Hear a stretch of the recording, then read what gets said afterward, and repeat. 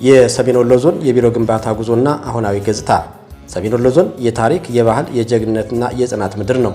ይህ ህዝብ ለዘመናት ያሳለፋቸውን ፈተናዎች ሁሉ በጽናት እያለፈ ዛሬም ወደ ላቀ ልማትና የህዝብ ተጠቃሚነት ለመሻገር ሌሊትና ቀን እየደከመ ይገኛል።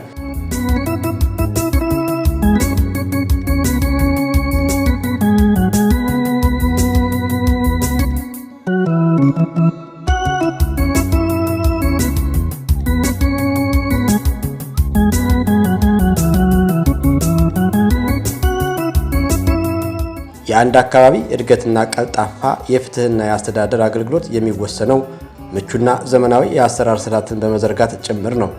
የሰሜን ወሎ ዞን አስተዳደርም የህዝብን ዘመናዊነት፣ የተቀናጀ የአገልግሎት ፍላጎት ለመመለስ የተበታተኑትንና ለስራ አመች ያልነበሩትን ቢሮዎች በአንድ ማዕከል ለመሰብሰብ ታላቅ ራዕይ ሰነቀ።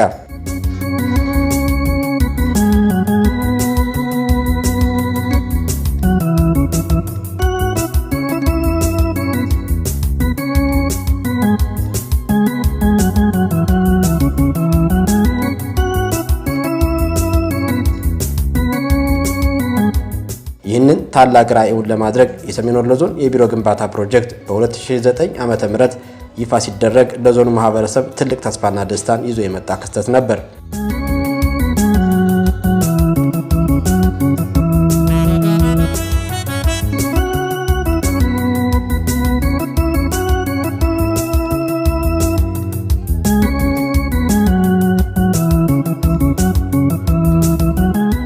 ግንባታው በይፋ ሲጀመር ዓላማው የመንግስትን ስራና አገልግሎት በአንድ ማዕከል በማምጣት የህዝብን እንግልት መቀነስ፣ ለሰራተኛው ምቹና አበረታች የስራ አካባቢ መፍጠርና የዞን ዋና ከተማ የሆነችውን የወልዲያን ገጽታ በዘመናዊ የስነ ህንፃ ጥበብ ማሳመር ነበር። በከፍተኛ በጀት በጥናትና ዲዛይን ስራ የተጀመረው ይህ ግዙፍ ግንባታ የወደፊቷን ሰሜን ወሎ ብሩህ ተስፋ የሚያሳይ ደማቅ አሻራ ሆኖ መሰረቱ ተጣለ።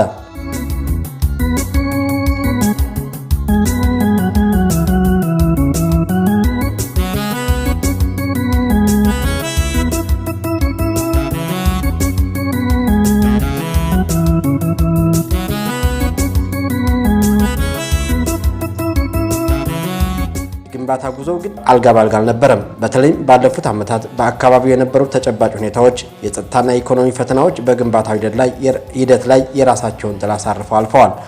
ነገር ግን የዞኑ መስተዳደር፣ የኮንስትራክሽን ባለሙያዎች፣ ተቋራጮችና አማካሪ መሐንዲሶች እጅ አልሰጡም።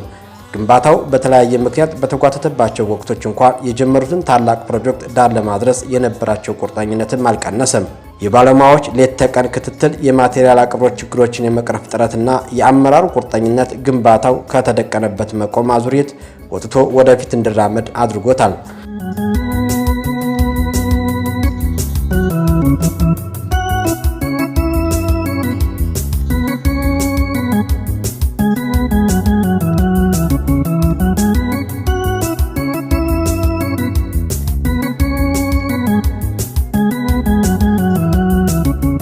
የግንባታውን ሂደትና ወቅታዊ ሁኔታ የሰሜን ወሎ ዞን ምክትል አስተዳዳሪና የንግድና ገበያ ልማት መምሪያ ኃላፊ አቶ ታምራት ንጋቱ ማብራሪያ ሰጥተውናል። እሺ፣ ታምራት ንጋቱ እባላለሁ፣ የሰሜን ወሎ ዞን ምክትል አስተዳዳሪ። ጥሩ። ከሰሜን ጦርነት ወቅት የሰሜን ወሎ ዞን ቢሮ በጦርነቱ ከፍተኛ ጉዳት ደርሶበታል፣ ሁሉም የሚያውቀው ነው።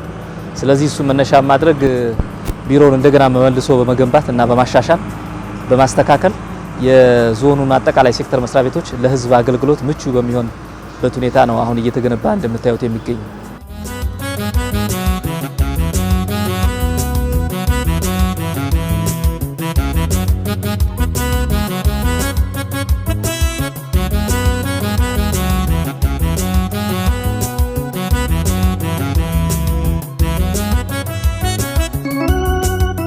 ዛሬ ያ ታላቅ ተስፋ በተጨባጭ መሬት ላይ መቆም ጀምሯል።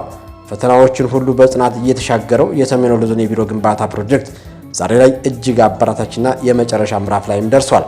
ቢሮ አገልግሎት አኳያ እስካሁን የነበረው ቢሮ ቅድም እንዳልኳችሁ ያለውም ህንፃ ቢሆን ለሁሉንም ሴክተር መስሪያ ቤቶች በአንድ ማዕከል አድርጎ አገልግሎት ለመስጠት ምቹ አልነበረም። የተወሰኑ ሴክተሮች ብቻ ነበሩ እዚህ ግቢ የነበሩት። ስለዚህ በእነዚህም ሴክተሮችና ይህም አገልግሎት የሚሰጠው ህንፃ በሰሜኑ ጦርነት ሙሉ በሙሉ ወድሞ የነበረበት ሁኔታ ነበር። ስለዚህ እሱን ታሳቢ ማድረግ ክልል ጋር ተነጋግረን ሁሉንም ሴክተር መስሪያ ቤቶች በአንድ ማዕከል ሊይዝ የሚችል አዲስ ህንፃ ተገንብቷል። ስለዚህ የህንፃ ሁሉም ሴክተር መስሪያ ቤቶች በአንድ ላይ ማካተቱ ብቻ ሳይሆን ለተገልጋዮች በጣም ምቹና ሁሉንም በአንድ ማዕከል አገልግሎት እንዲያገኙ በአገልግሎት ወቅት የነበረውን እንግልት ሙሉ በሙሉ ሊያስቀር የሚችል ደረጃውን የጠበቀ ለሰራተኞች ምቹ የስራ ቦታን የሚፈጥር እና ማራኪ ሆኖ ነው የተሰራውና አሁን ባለበት ሁኔታ ውስጥም በቅርብ ቀን ውስጥ ተጠናቆ ሙሉ በሙሉ አገልግሎት መስጠት የሚችልበት ደረጃ ላይ ደርሷል ማለት ነው።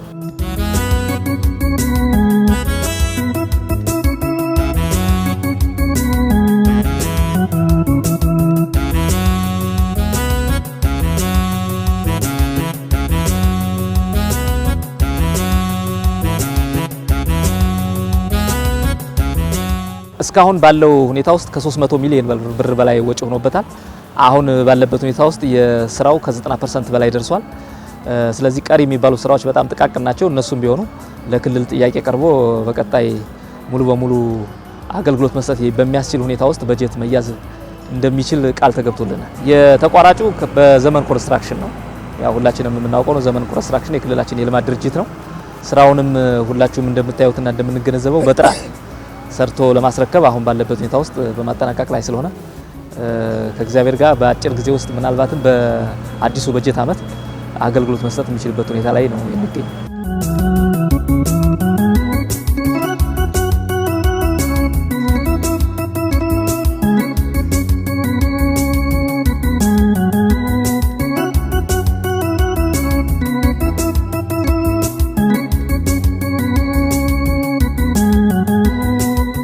ስሜ ያው ገብረ መስቀል አወቀ ይባላል። በዘመን ኮንስትራክሽን ኮርፖሬሽን የዚህ የሰሜን ወሎ ዞን ቢሮ ግንባታ ፕሮጀክት ማናጀር ነኝ።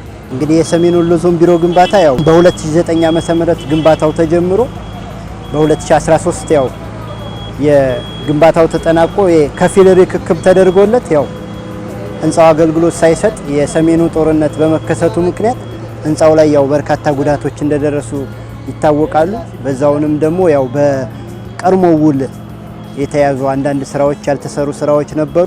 እንግዲህ ከጦርነት መልስ 2016 ላይ ያው ዋናውን ህንጻ የደረሱትን ጉዳቶች የመጠገን የቀሩትን ደግሞ እንደ አዳራሽ ወንበር፣ ሊፍት፣ ጄኔሬተር እና ሌሎች የመሳሰሉ ስራዎችን ማጠናቀቅና እንዲሁም የሳይት ወርክ ስራውም ያው በኮብልስቶን እንዲሰራ ነበር ያው አግሪመንት ተይዞለት የነበረው። እሱን ኮብልስቶን ካለው ከግቢው ስታንዳርድ አንጻር ያው ወደ አስፋልት ተቀይሮ የሳይት ወርኩን ስራ ያው በአስፋልትና የግሪነሪ ስራዎችን መስራት ውል ተይዞ ወደ 142 ሚሊዮን ብር ውለታ ተይዞ ያው 2016 ሐምሌ 25 አካባቢ ነው የጥገና አጠቃላይ የጥገና ስራው የተጀመረው።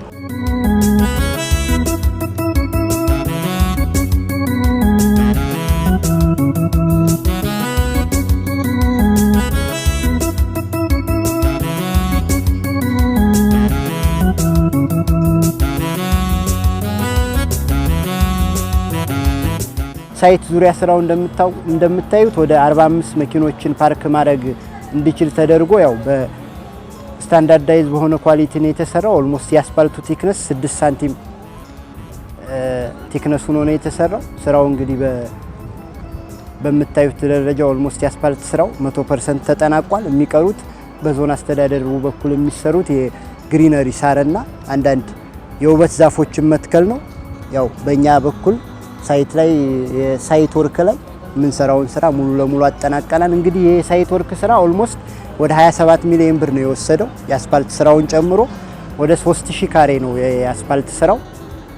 ሌሎችም እንግዲህ የሰው መቀመጫዎችም አሉት። የእግረኛ ቴራዞ አለው። እንግዲህ ያው በሚያምር መልኩ ነው እንግዲህ የሳይት ስራው የተሰራው እና አጠቃላይ ፕሮጀክቱ ኦልሞስት አሁን በቃ እየተጠናቀቀ ነው። ወደ 90% ፊዚካል አፈጻጸም ደርሷል። የሚቀሩት ስራዎች ያው የሊፍትና የጄኔሬተር የአዳራሽ ወንበር ገጠማና እንዲሁም ያው ዞን አስተዳደሩ ከዚህ ከቢሮ ሪኖቬሽን አንጻር አንዳንድ ሩሞችን ሪኖቬሽን የመስራት ስራ በተጨማሪነት የመጡ ስራዎች ናቸው የሚቀሩት። እንግዲህ ፕሮጀክቱ ያለበት ሁኔታ ይሄ ነው። ይህ ህንፃ ሲጠናቀቅ በርካታ የዞኑ መስሪያ ቤቶችን በአንድ ጥላ ስር የሚያሰባስብ ሲሆን ለህዝቡም የተቀናጀ ፈጣንና ግልጽነት የሰፈነበት አገልግሎት ለመስጠት ዝግጅቱን አጠናቋል።